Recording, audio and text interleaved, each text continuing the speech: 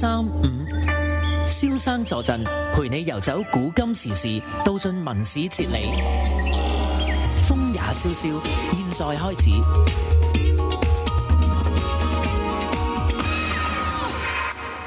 好啦，繼續。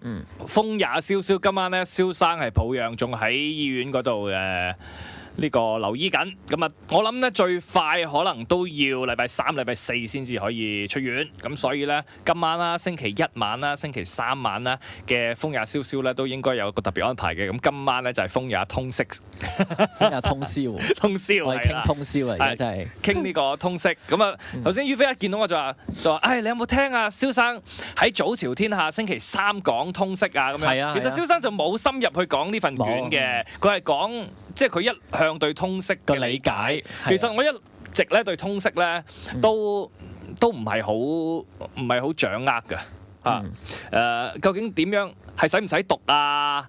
點樣攞到高分數啊？咁樣都唔係好知嚇。咁要於老師慢慢解釋俾我哋，所以我叫埋學生Mark 啊咁樣。劉墉打翻嚟啊！同阿劉墉傾埋個劉墉電話先，我哋係關心下。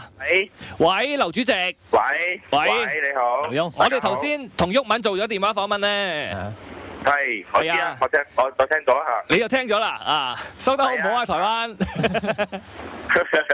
OK 啊，冇問題啊。係咁啊，嗰件事件就唔使詳細講啦，因為人民力量都發咗個聲明出嚟啦。冇錯啊，係啊。但係即係話對方嗰個對我哋團友嘅暴力都係要追究喎。要追究啊，梗係要追究啦。所以我對於而家嗰個傳媒係非常過分啦，我覺得即係純粹係有人講話俾人打咧，就淨係報一邊，就唔報第二邊嘅。咁我不停收到電話啦，我可能問我呢樣嘢啦。咁首先我根本唔喺即係事發嗰陣時，所以我冇話俾到咩資料佢啦。咁但係當然我哋已經出咗啦。第二就我不停同佢講話，喂唔係喎，我哋都有俾人打喎，點解你唔報下？同埋使問下民主黨啦咁樣。咁咧就啲人指我啊，又冇啊，睇個本都冇做到㗎啦。咁所以都幾離譜嘅，係啦。即係嗰啲喺互聯網上面啲人，即係唔拜毓民就鬆毛鬆翼啊，喺度加鹽加醋啊咁樣，啲非常之唔要得。咁嗰啲人就完全係冇任何道德價值可言㗎啦！呢啲人全部都係壞人，雖然自稱為啲咩高尚價值去爭取嘢，其實呢啲全部深處都係壞人，同埋啲係冇良知嘅人。係啊，即係你一句公道説話或者個情況未睇清楚就去咁樣加鹽加醋，你何來講？最離譜啦！即係淨係有一個人講話俾人打，就即刻話有人打人啦！咁呢啲係即係最低等啦。同埋其實即係只不過係維園阿伯同埋即係亦都係即係小龍 DNA 咁樣咯。即係如果你用晒呢啲講法嘅話嚇，咁就可以形容晒呢班人㗎。雖然佢哋覺得自己係為緊咩公義爭取緊，但係其實係甩唔到嘅。喂，講翻你個團啦，咁啊，有啲咩節目啊？哇，其實都好緊密㗎。咁啊，琴日我哋就去咗民進黨嘅總部啦。亦都跟呢個一個民進黨嘅立委嘅即係街頭嘅選舉活動啦。咁最得意咧就喺嗰個民進黨個街頭選舉活動咧有2點係值得講嘅。第一點咧就係咧，佢哋嗰邊即係啲冇賄選嘅話，你去到行去咧，你話你幫嗰人作選咧，咁你有糯米飯食啊，有湯羹飲啊，有雨衣送啊，有帽又成喎，幾好嘅喎。呢個第一啦。咁第二咧，我哋撞到陳克勤及佢個團隊都幫呢個民進黨嗰個候選人喺後邊行下助選喎，搞到我幾驚喎。陳克勤，民建聯幫民進黨啊？係啊，嗱咁當然即係我都唔會抹黑佢哋，呢啲我哋最公道啦。即係當大家係參加去觀賞一個咁樣嘅選舉活動，咁人哋叫做你不如我哋都跟埋我哋個隊去做下啦。咁佢都有份跟埋咁樣咯，咁我哋都有份跟㗎，係啦。咁但係好有趣啦，見到陳克勤喺度。咁另外就今日就去咗國民黨嘅總部啦，競選總部啦，咁啊發生咗嗰件事啦，大家都知啦。咁另外就有去咗譬如朝頭早去咗台大有一個研討會啦。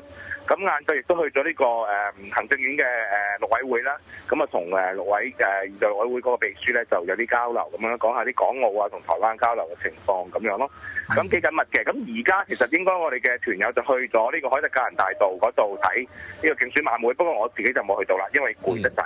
我自己都去過好幾次啦，咁所以都即係太逼啦，其實亦都好容易走失。咁啊，畢竟喺電視睇睇咯。咁但係如果未去過嘅話咧，咁去睇下都有啲感受得起身嘅。其實就睇埋呢晚嘅啫喎，好似10點後定11點後就已經唔可以。10點鐘就係禁止拉票㗎啦，所以咧所有嘅造勢晚會活動10點鐘就收檔。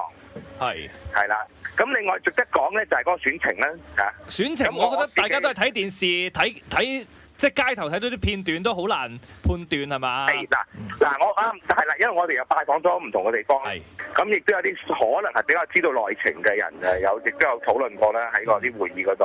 咁咧藍營就好悲觀下嘅喎。係咩？係啊，譬如我自己就好樂觀嘅，我覺得馬英即唔係咁樂觀啊 ，sorry， 即係我嘅嗰個睇法就係，即係馬英九係我估會贏50萬至80萬票嘅咁樣。咁毓民就覺得係唔會過50萬票㗎啦，但係都會贏。但係藍營嗰啲即係譬如嗰啲裏邊嗰啲即係知道內情嘅人士啊，或者核心人物啊，即係都唔算好核心啦，但係咧相對核心嘅人物同我哋交流咧，佢哋覺得所有決勝負係喺10萬票內，而且綠營有機會。10萬票之內，哇！真係好少喎。如果10萬票就唔夠1% 㗎啦，咁就非常之少㗎啦，係啊。咁啊，真係要開到最尾先知喎。譬如以前係啊，上一屆好快就知啦嘛。係上一屆開1個鐘頭已經知道帶嚟晒㗎啦嘛。係啊。咁所以而我問親好多藍營嘅人咧，都幾悲觀下喎佢哋。但係佢哋發佈出嚟嘅消息咧，藍營就話自己會贏50萬，贏50萬，綠營就話贏20-30萬，話自己。係啦，即係咁樣咯，係啦。咁綠營咧，所以綠營你有冇接觸過啊？綠營咧，綠營都有接觸過，綠營咧就比冇話會自己會贏，但係又即係冇特別講勝負咯。但係藍營就比較即係我諗可能佢哋亦都即係好想贏啦。即係個現任個壓力大啲啦，可能。係啦，咁所以就即係要睇得悲觀啲咯，咁樣。咁但係我除咗問咗佢哋之外，好多藍營嘅支持者喺台北啦嚇，起碼都好擔憂嘅，覺得好緊張嘅，今次會係好接近。咪擔憂好嘅，即係緊張啲，咁咪多啲人出嚟投票咯。係，咁我見到好多朋友，譬如我約翻以前喺度翻工嘅同事啊見面啦，咁佢哋都話係啊，好緊張啊，個個都要去投票㗎，因為即係都知道勝負會好近咧，咁個個都變咗，我估個投票率可能會係再創，即係會再雪高少少嘅。有冇人去親民黨啊？阿毓民今朝就話：唔鬼使去嗰度啦。啱啦，就係咁樣，本來係諗住去親民黨，但係咧佢哋話原來佢哋唔會有人招呼我哋嘅，第一，第二咧就原來嗰個係一個服務處嚟嘅，就唔係咩大嘅總部嚟嘅啫，咁我哋就不如唔好去，就反而去一個研討會啦。咁啊，同呢個陳明通教授咧，即係以前喺蔡英文所主理嘅陸委會裏邊嗰個副主委啦，咁啊相當高級，亦都對即係兩岸嘅事務係好清楚嘅。咁佢就佢又唔係太悲觀喎，佢係綠營嘅人啦嚇。咁另外一位即係教授，佢哋成日講緊一邊藍一邊綠噶嘛，兩個即係主事嘅教授。另外一位藍營嘅教授，嗰個就係頭先所講比較緊張嗰位啦。呢個李登輝仲有冇新招出咧？冇乜新招㗎啦，都出咗啦。總之佢撐開英文啊嘛。咁另外一紮咩學者啊、李遠哲嗰啲全部出晒嚟撐咗英文。最比較特別當然係南方朔啦。係。就即係呢個深藍人士啦，係啦，深藍人士仲要同共產黨眉來眼去嘅一個咁樣嘅主將咧，居然就撐蔡英文啦，咁都幾詭異㗎。咁亦都要睇下嗰個棄保效應係棄成做成點啦。究竟宋楚瑜嗰啲人投宋楚瑜嗰啲人，究竟會唔會最後尾棄保都係含淚投翻馬英九咧？咁樣，咁呢個亦都係會好影響個選舉結果。好啦，你好啦，即係今晚就呢個10點之後就冇咩睇㗎，聽日就行街食飯嘅啫，係咪啊？聽日就去睇下我哋票站嘅觀察下咁樣啦，咁然後我哋自由活動，跟住夜晚就會去睇開票，同埋咧就好可能都會兩邊總部都去曬嘅。係，好啦，咁啊，大家知大家各自支持邊個 OK 啦，唔使講出嚟㗎啦。OK，好啦，唔該曬劉墉，拜拜。啊，于老師。好，唔夠時間講你嘅通識卷，一陣間咩留多陣講，如果講唔晒可以。其實有部分係已經喺通識員講咗，係。咁但係咧就係今集啊，而家其實阿蕭生聽緊嘅喎，咁啊一定要咧喺佢主場咧搏一搏佢先。你講咗個理論框架先。個理論框架就係蕭生咧喺星期三咧早朝天下咧，其實係簡介咗去理解呢個通識嘅，係啦。咁其實咧，蕭生係過分理想化咗咧而家個通識嘅發展嘅。即係如果你即係佢我其實一早已經俾咗份剝卷佢嘅，佢可能冇時間睇。係即係上個禮拜嗰份。係啦，其實基本上嗰日咧考完咧嗰日，我下晝已經過嚟印咗拎俾佢咁樣。佢應該係未睇到而家嗰個咁嘅反應，即係而家嗰個通識卷出成點。咁所以咧，佢仲係喺舊嗰套嘅理論框架咧，就係認為哇通識咧其實都唔容易喎，有6大單元喎。咁但係我聽落去咧，佢哋都包括蕭生都未講晒究竟6大單元係邊6大嘅。咁佢又問啲主持人知唔知咁樣。咁其實咧，大家都知道咧，睇落係好闊，即係有個人成長與人際關係、今日香港、現代中國、能源科技與環境、公共衛生同全球化呢6大單元嘅。咁你聽落去咧係非常之垃雜啦，同埋話真係好似好難咁。同埋如果就咁理解咧，哇你蕭生就話我哋應該咧每個框架咧照計都應該有少少基礎知識，然後咧喺考核嘅期間又唔知佢出乜嘅，然之後就將呢啲某啲基礎嘅嘢好靈活咁樣去咧選擇適合咧去答緊扣條題目分析咁樣，有個理論框架同埋有啲咧即係諗法咁樣滲喺裏邊。咁但係其實如果你睇到真係而家份卷一出咧，係相當失望嘅。係啦，咁啊當然啲冇乜理論框，唔需要咩理論框架嘅。即係其實學界就好開心嘅，反而啲老師，哇！即係果然係冇令我哋失望啊！即係唔會死好多人啊！即係好驚佢哋自己啲學生或者適應唔到啊咁等等啦嚇。咁但係當然如果以長時間發展咧，佢如果呢3屆咧，仲唔諗辦法逐漸循序漸進地提升嗰個考核嘅難度或者出題嘅刁鑽性咧，咁應該咧可以話咧，呢個通識再走咧一定會死嘅，因為佢而家本身佢嗰個構成咧已經係好舊版嗰套撈埋出嚟嘅。即係如果蕭生冇記錯，佢自己已經分析過好多香港學制嗰啲嘅問題咧，尤其是小班教學啊咁等等咧，佢都質疑過其實好多時小班教學可能係呢個香港本身主流希望救翻撈翻嗰啲老師，即係唔好失業啊，或者一定程度可以繼續喺呢行度揾飯食啊咁樣咧，而去實行呢個政策嘅。